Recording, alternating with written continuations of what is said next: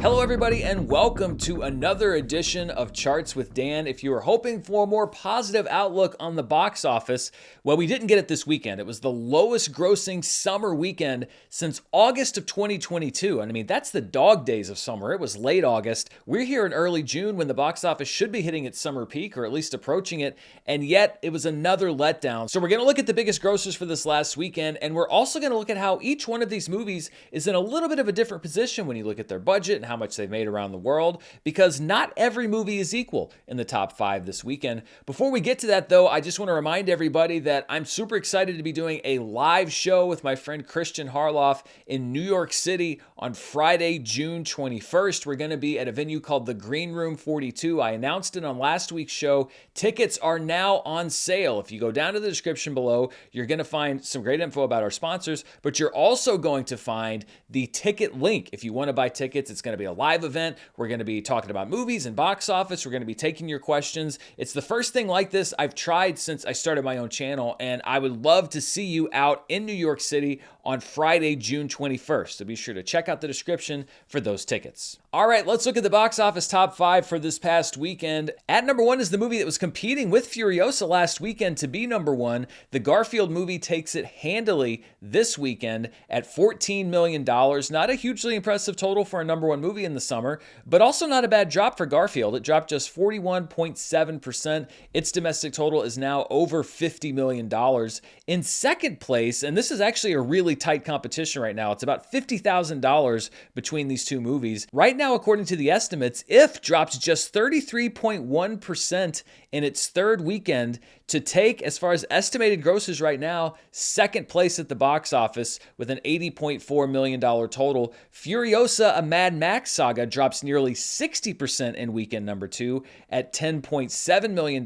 Its domestic gross is now just under $50 million. And a lot of people might look at this and think the big story is that Furiosa and IF are so close together, $50,000. Sure, once the actual numbers come in, Furiosa could bump up to number 2, but that doesn't change the underlying story, which is that it's competing in its second weekend with a movie that's in its third weekend and took nearly a 60% drop. For a movie that did not open as big as many hoped or thought that it would, taking a nearly 60% drop in that second weekend is a very bad sign for Furiosa. It was not a poorly reviewed film. Audience word of mouth seemed to have been a little mixed, but somewhat positive. And yet here it is falling behind IF on the estimates and perhaps in the actual numbers. I mean, that's the story here. Nobody, I don't think, really saw Furiosa opening as low as it did last weekend. And I certainly didn't have it dropping down to number 3 potentially, or even being close to competing for that number 3 spot in weekend number 2. But that's just the story of this movie. It looks like it is destined to be a box office disappointment. But on the other hand, we have IF. Again, even if it doesn't stick in that number 2 spot, a 33% drop. It's a movie we talked about here a couple weeks ago. I said that the opening was so-so for the film and that the story would really be written by how it holds on over the next few weeks. Well, it's holding on pretty well, up to $80 million. We're going to look at how it stacks up versus the budget. But that to me is the big takeaway. Garfield is number 1. Not surprising. It was already outselling Furiosa last weekend, but Furiosa took that number 1 spot because it had more premium tickets. This weekend, it still outsold Furiosa, but fewer people went to see Furiosa, and so it's there in that number 1 spot. But IF is a really interesting story. In fourth place was Kingdom of the Planet of the Apes in its fourth week, a 34.3% drop, an $8.8 million total. Its domestic gross is now right around $140 million. And in fifth place, we have The Fall Guy, which dropped 29.7%, a $4.2 million weekend. Its domestic total is also at around $80 million, although it's been out for 5 weeks. It matches the gross basically of IF, which has only been out for 3 weeks. But these 5 movies are the 5 major releases that have come out so far this summer. And I've been talking about the box office a lot, obviously, because it hasn't been a great summer season so far.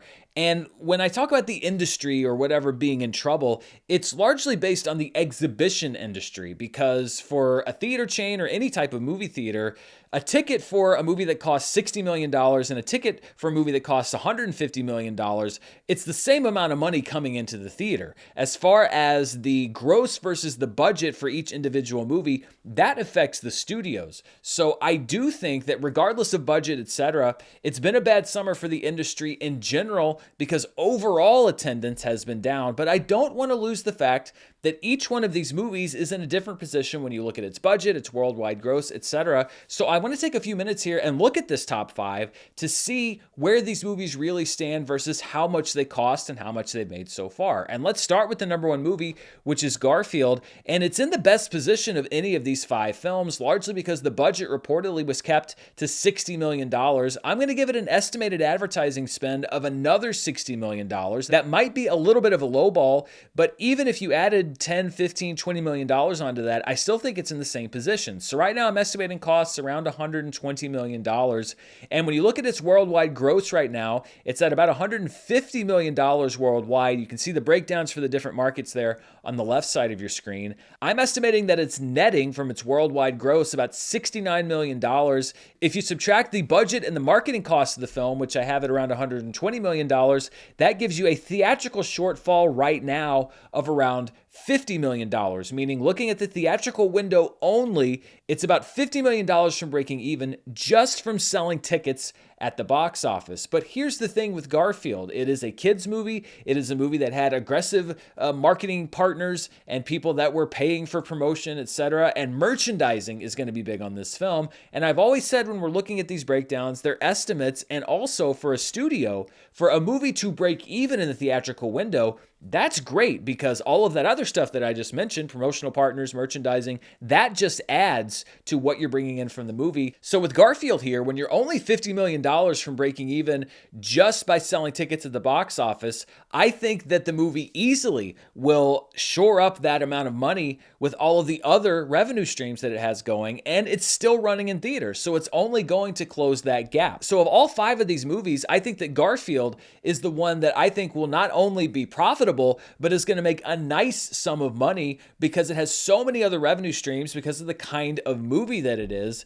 And so in a strange way, I think that you could say that Garfield is the biggest hit of the summer so far, just based off of return from what the studio spent. Let's look at IF, and the problem with IF has always been its budget. It has a $110 million budget, which is pretty high, even for a movie like that. I'm giving it an estimated advertising and marketing budget of $75 million. That's actually what I'm giving all of these big blockbuster movies. That budget could very well be higher. I'm sort of guessing here, and I haven't seen any reporting on what these marketing budgets could be, but I'm guessing here that the studios are maybe pulling back on marketing just a little bit. Still, though, $75 million, that's nothing to sneeze at. Again, these are just estimates. So with a budget of $110 million, an estimated marketing spend of $75, I put IF's costs at $185 million.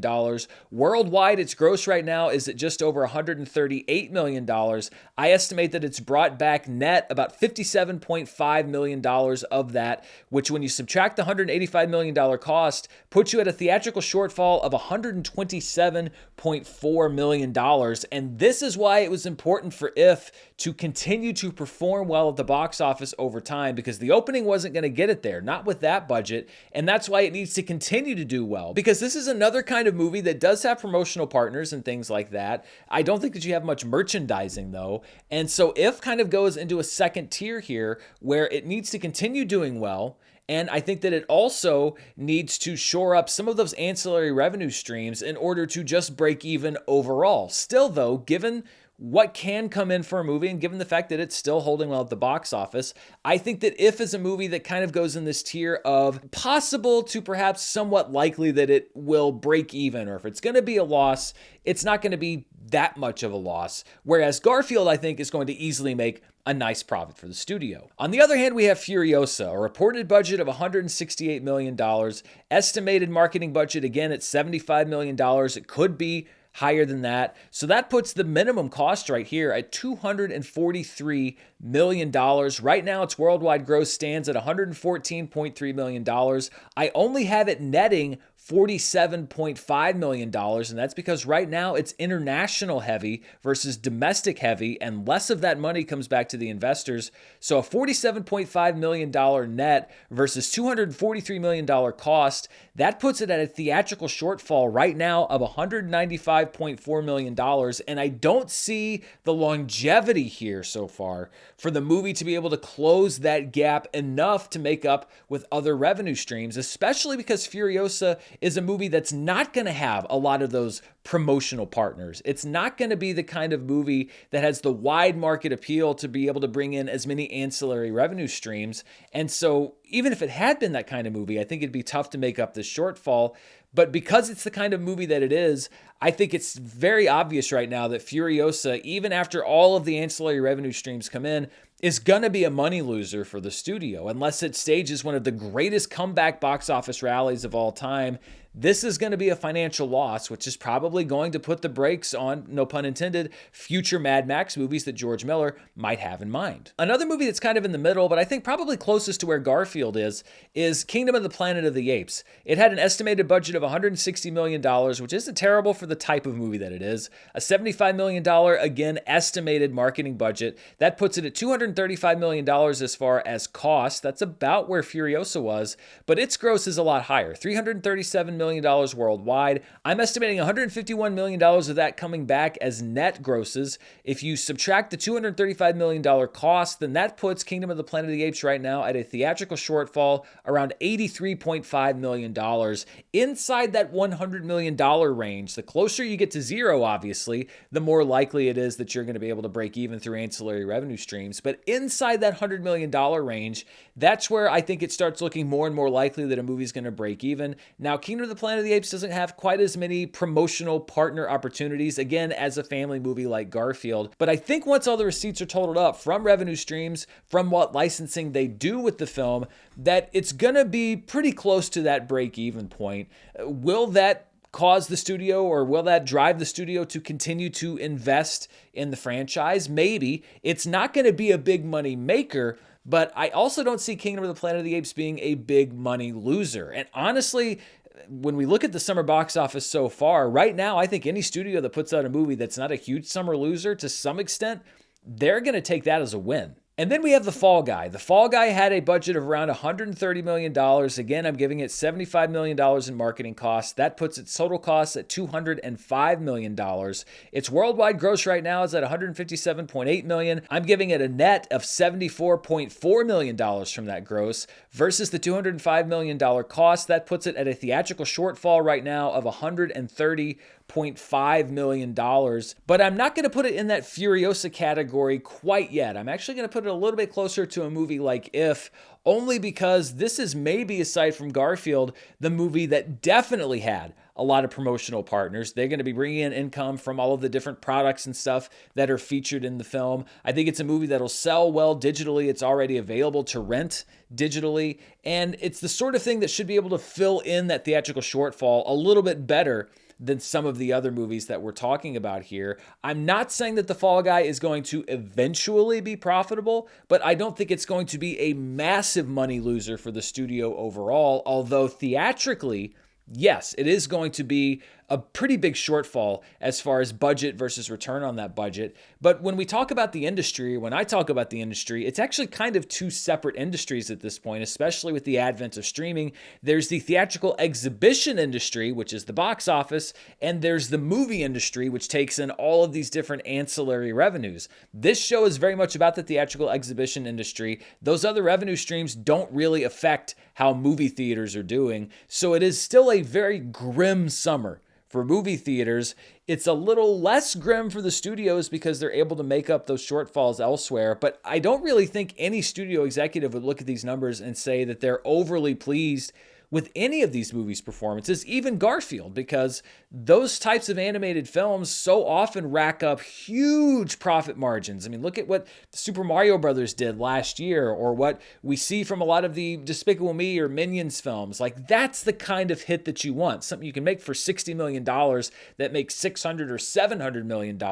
That's not what Garfield is. I'm not necessarily saying that it could have been that, but I think that the studio probably hoped it would have been just a little bit more than it is. Still, though, it's also why it's important to look at budget and marketing and all of these different things, where a movie's making its money. It's not as simple as just looking at the box office from weekend to weekend. A couple more quick notes on the domestic top 5. IF has now become the highest grossing original IP film this year, meaning a movie that's not based on pre-existing movies or stories or a true story or whatever. So $80.4 million, that puts it handily over Civil War. The Beekeeper's down there now at number 3. Challengers is in 4th place and Argyle is in 5th place. Also a Mad Max franchise update. This is really just a symbolic victory. Furiosa, a Mad Max Saga is now the second highest grossing film in the franchise at $49.6 million.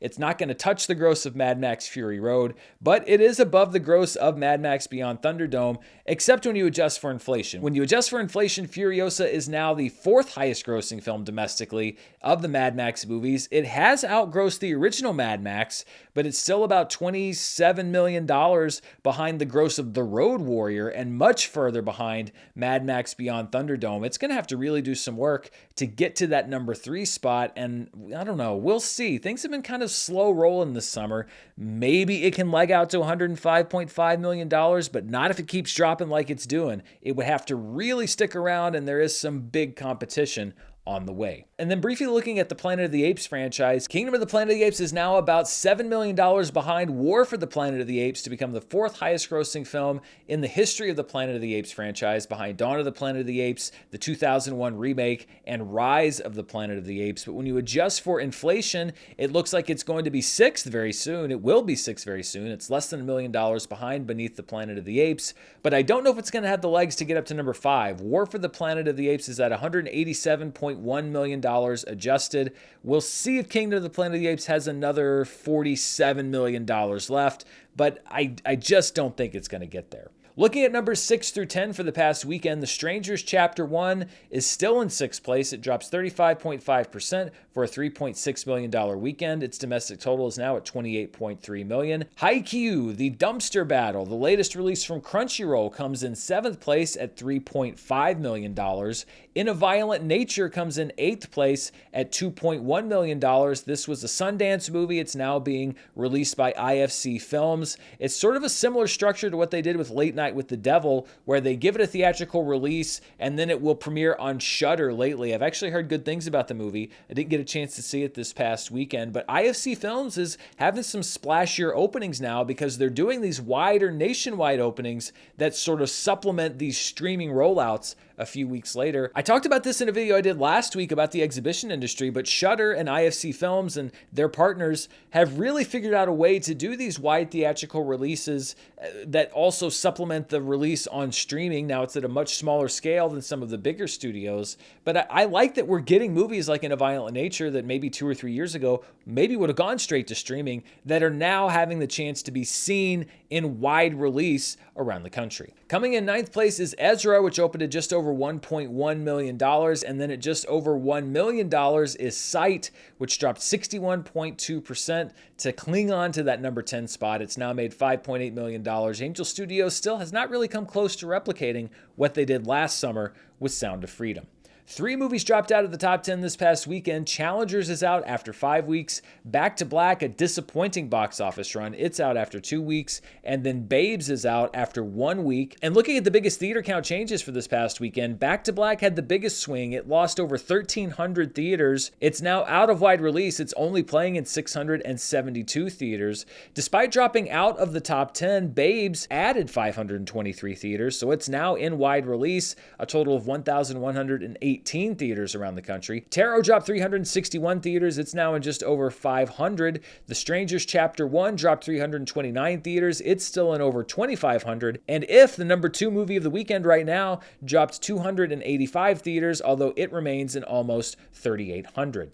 Let's look at a chart that I optimistically called The Road to Recovery, and we'll see if I have to change that name as the weeks go on. The blue line is the box office weekend average for the years 2015 through 2019. The red line is the box office weekend average for the years 2021 to 2023. And the dotted black line are the weekend grosses for this year. And you can see that the red line and blue line are actually quite close together, but the black line there took a major dip. We are well below not only where we were, but where we have been, and really, it's not even close. I mean, that's a pretty pretty depressing graphic to look at. The highest performing film for the 2021 to 2023 window was Spider-Man Across the Spider-Verse, which came out this weekend last year. The highest grossing film for the 2015 through 2019 window was the premiere of Wonder Woman back in 2017, which grossed way more than any movie did this past weekend.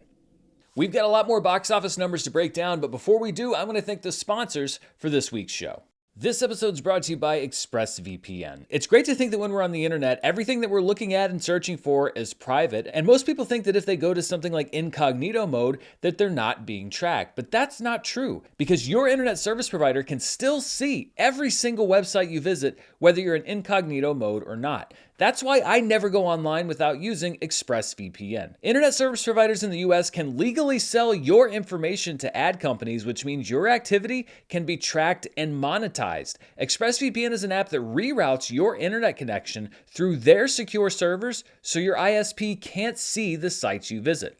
All of your data is encrypted 100% of the time by ExpressVPN, and it runs completely seamlessly. Most of the time, I don't even realize that it's on. All you have to do is hit one button on any device, your phone, your computer, even smart TVs, and you're protected. Not only do I use it, I have my mom using it, and if you want to ensure your activity isn't being tracked and monetized by your ISP, you should use it too. Protect your online activity today with the VPN rated #1 by CNET and Mashable. Visit my exclusive link, expressvpn.com/Murrell, and you can get an extra 3 months free on a 1-year package. That's expressvpn.com/Murrell, expressvpn.com/Murrell to learn more. This video is brought to you by Chubbies. It's summer, and whether you're hitting the beach, the pool, or just the grocery store, you want to look your summer best. Well, Chubbies has you covered with an awesome selection of shorts, shirts, and swimwear that'll be turning heads no matter where you go. I'm already loving Chubbies' Friday shirt, which is super airy and comfortable, especially here in Arkansas's hot, sticky weather. I'm also planning to try out my new swimsuit on the beach in a few weeks, and you know what? It looks so great, I may have to find a pool to jump in before then. Chubbies shorts offer a variety of inseams, so you can decide how much thigh is right for you, and their shirts come in a variety of styles, including resort wear, polos, sun shirts, tank tops, and button-ups. Plus, Chubbies swim trunks also offer a choice of inseam, vibrant colors, big pockets, and fun patterns for maximum beach-ready style.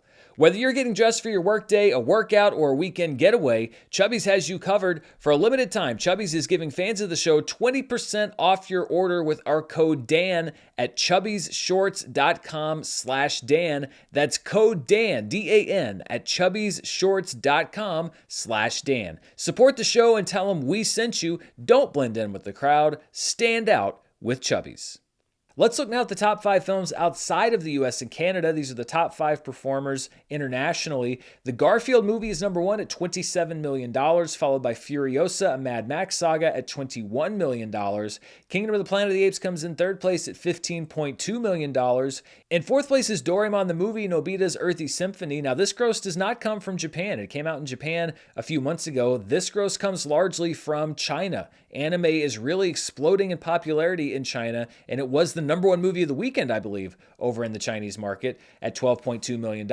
In 5th place is IF, which brought in $11 million internationally. When you take those international grosses, you combine them with our domestic grosses, we get our top 5 films worldwide. At #1 is the Garfield Movie, which takes over the #1 spot worldwide from Furiosa. It added business last weekend. It added business this past weekend as well. 5.7% increase from the previous weekend at a $41 million total. Furiosa dropped 46% worldwide, so a better hold than it saw domestically, although it is still rolling out in a lot of markets, $31.7 million.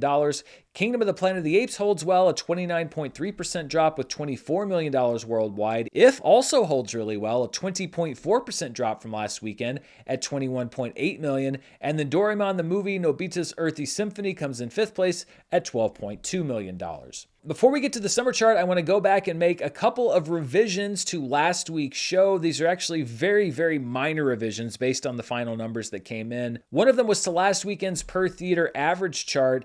Furiosa ended up taking number one at $6,920 per theater versus Kidnapped: The Abduction of Edgardo Mortara, which was at $6,462 per theater in 2 theaters. The estimates had Kidnapped at number one. The last 3 movies, Garfield, IF, and Kingdom of the Planet of the Apes, remain the same and remain in the same order. And then there was one small revision to the limited release chart from last weekend. Babes and I Saw the TV Glow remained at numbers 1 and 2. The Blue Angels actually came in at number 3. That gross wasn't reported last week when I did the show at $223,000. That bumped Evil Does Not Exist down to number 4 and Wildcat down to number 5. So some pretty minor revisions for a box office race that was very close last weekend. All right, let's look at the 2024 summer box office chart. Kingdom of the Planet of the Apes remains number 1, but IF sneaks past The Fall Guy. IF is now the second highest grossing movie of the summer, and I think will likely be one of the movies that I did not guess correctly on my summer top 10. The Fall Guy moves down to number 3. The Garfield Movie moves up to number 4. Furiosa moves down 1 spot to number 5. And then the top 6 through 10 remain the same. The Strangers Chapter 1 at number 6. Tarot at number 7. The re-release of The Phantom Menace at number 8. Back to Black at number 9. And Sight at number 10.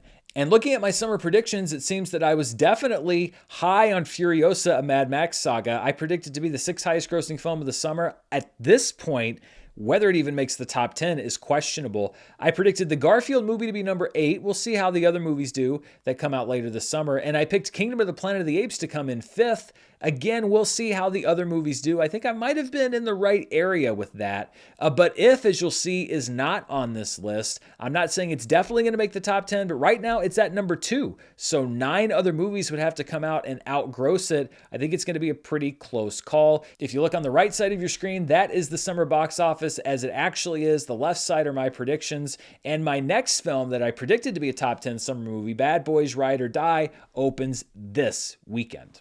Let's look at some of what I call the specialty charts, and we'll start with the biggest per theater averages. At number 1 is Robot Dreams, which was a somewhat surprise nominee for Best Animated Film at the Academy Awards this past year. It's just now rolling out to theaters. It only played in 2 theaters, a $16,268 per theater average. I think this is a really charming movie. I hope that it gets a wider release or that it's more widely available for people to watch somehow.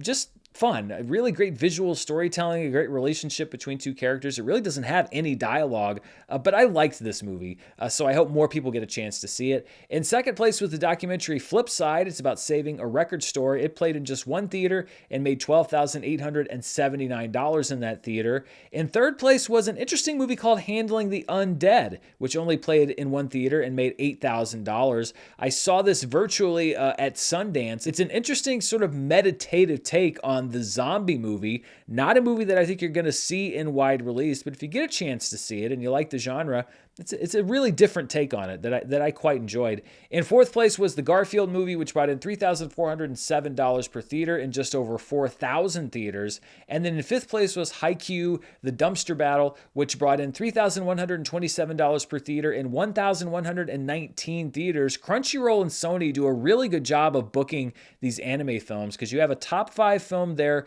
per theater. So they booked it in enough theaters to meet the demand, but not so many that you had a bunch of empty theaters around the country. So I think that's a good strategic choice as far as how many theaters to book that movie in. Let's look at the top 5 films in limited release, and we have kind of a mystery at number 1. It's a movie called Young Woman and the Sea, which played in an unknown number of theaters and has an unconfirmed industry estimate of $500,000. But Young Woman and the Sea has a lot of prestige behind it. It is a Disney movie. It stars Daisy Ridley. It was produced by Jerry Bruckheimer. I think it's his highest rated film ever as a producer, and it was allegedly originally intended to be released on Disney+, but when they heard that the reaction to the movie was positive, they sort of dumped it in a number of theaters around the country, but didn't really promote it at all. There's speculation that they did it so that it could qualify for an awards run. But of course, because it's Disney and because it's Daisy Ridley and she's sort of adjacent to Star Wars, which makes people feel a certain kind of way, there are already headlines going on about this huge disaster of a release that Disney had this past weekend. I mean, it's not really that disastrous because they barely even released the movie without any marketing at all. I think it's going to be available on streaming in a couple of weeks over on Disney Plus. So it really just seems like this was something that they said, well, it seems like people like this movie. Maybe we should try to make it qualified and eligible for the award season. But they didn't really put a whole lot behind it. I am surprised, though. Disney's usually a little bit more coordinated than that. But I've heard really good things. It's not playing in my local market, so I guess I'll probably watch it on streaming in a couple of weeks. But yeah, a bit of a mystery there, and you actually won't see the movie on any box office charts because Disney didn't report the gross, and they didn't even report the number of theaters that it was playing in. So a bit of a mystery box there at number 1. In second place was I Saw the TV Glow. Its theater count is dropping. It's in 292 theaters. It made just over $350,000. Right behind is a movie that was written and directed by Viggo Mortensen called The Dead Don't Hurt, which opened in 735 theaters and also made just over $350,000. In fourth place is the film Mr. and Mrs. Mahi, which made over $76,000 in an unknown number of theaters. And in fifth place is Wildcat in 47 theaters, which made just under $65,000. Let's take a look at the 2024 domestic box office. These are the top 10 movies released this year. Dune Part 2 remains at number 1 at $282.1 million, with Godzilla Kong: The New Empire just behind, and Kung Fu Panda right behind Godzilla Kong. Then we have Kingdom of the Planet of the Apes in fourth place, Ghostbusters: Frozen Empire in fifth place, Bob Marley: One Love in sixth place. IF enters the chart at number 7, which bumps The Fall Guy down to number 8, Mean Girls down to number 9, Civil War down to number 10, and The Beekeeper off the domestic chart altogether.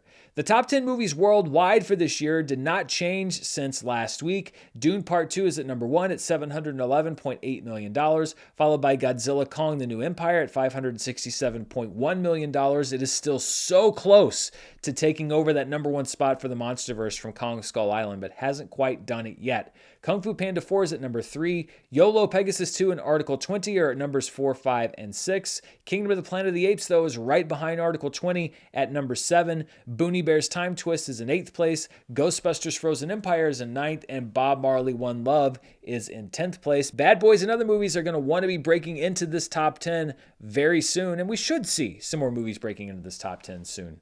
Looking at the worldwide box office 365-day chart, so these are the top grossing movies from June 3rd of last year to today, June 3rd, and we have another movie that rotated out. Spider-Man Across the Spider-Verse rotates out after 1 year, which means that Wonka moves up to number 4, so our 2 Timothée Chalamet movies are right behind each other. Mission Impossible: Dead Reckoning Part 1 moves up to number 5. Godzilla Kong: The New Empire moves up to number 6. Kung Fu Panda 4 moves up to number 7. No More Bets moves up to number 8. Elemental actually should have been added to this chart last week. There's just conflicting information about exactly how much it made, but it is the 9th highest grossing film and is now added to the chart of the last year, but it's only going to be on this chart for a couple weeks because it opened last June 16th, and then China's Lost in the Stars rounds out the top 10 at number 10. Before we go, as we often do, I want to take a look at a weekend in box office history, and we're going to go back 40 years to June 1st through the 3rd, 1984, which saw the release of Star Trek III: The Search for Spock. I think they're planning or already did a 40th anniversary re-release for this film. It debuted at number 1 40 years ago at $16.6 million. It eventually banked $76.4 million domestically. Indiana Jones and the Temple of Doom in its second weekend almost took that number 1 spot. It dropped 35.3% and made $16.3 million for a running total of $68 million on its way to a domestic final of $179 million. The Natural in its fourth week was in third place at $3.4 million. Its final domestic gross was at $47.9 million. Breakin' in its fifth week, way before it spawned the greatest sequel name of all time, comes in fourth place at $2.5 million. Its final domestic gross was at around $38.6 million. And then debuting in fifth place was a disappointing box office film called Streets of Fire. It opened in fifth at $2.4 million. It would only gross just over $8 million. But of course, we don't just like to leave those grosses sitting where they are. I like to see what those numbers look like when you adjust them for today's dollars. And when we hit that inflation button, we see that Star Trek III: The Search for Spock debuted to an adjusted total of $50.3 million for a final domestic total of $230.7 million once things were all said and done. Indiana Jones and the Temple of Doom's second weekend made $49.4 million. Through 2 weekends, it had made $205.5 million, and its final adjusted gross was at around $540 million. That's right, it was a $500 million domestic hit. The Natural came in third place with an adjusted total at $10.3 million.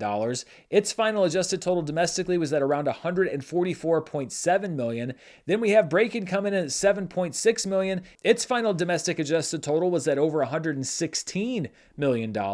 And then Streets of Fire debuting at $7.3 million and a final adjusted total of $24.4 million. And that does it for Charts with Dan this week. This upcoming weekend, we have a couple of big releases. The biggest release, of course, is Bad Boys Ride or Die, which is hopefully looking to come in and just break us out of these doldrums.